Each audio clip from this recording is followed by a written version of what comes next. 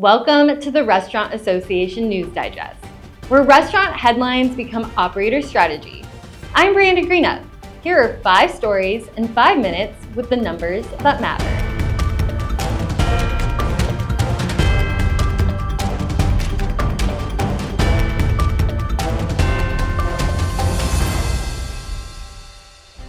CAVA just delivered one of the strongest quarters in fast casual, while several rivals struggled. In Q1 2026, CAVA reported 9.7% same-store sales growth, driven by 6.8% higher traffic. The company then raised its full-year same-store sales outlook to 4.5% to 6%, up from its prior range. Expansion is also accelerating.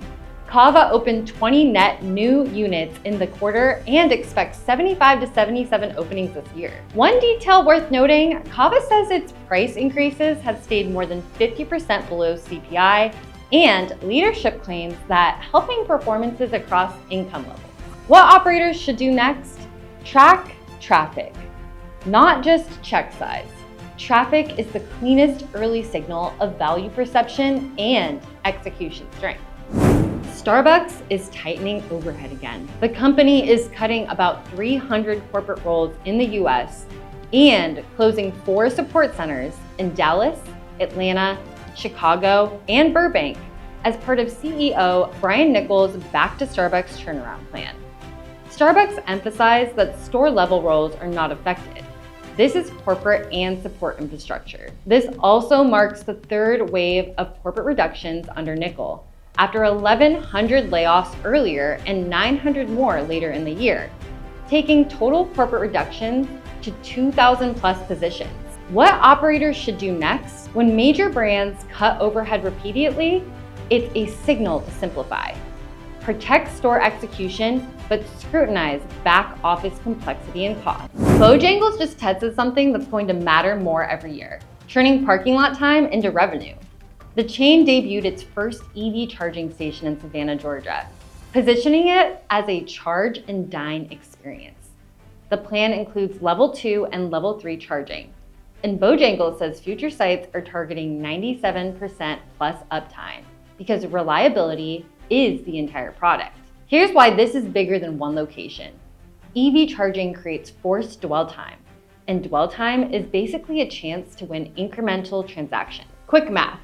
If a charger drives just 10 charging stops per day, and even 30% of those guests buy something at a $12 average ticket, that's about $13,000 a year in incremental sales before you even consider brand exposure or repeat visits. What operators should do next? If you're considering chargers, model it like real estate traffic, dwell time, and attachment rate, and only place them where you can convert time into orders. Wendy's just made a serious fix fundamentals move. The company named Robert D. Wright as its new president and CEO, effective May 21st. And he's also joining the board.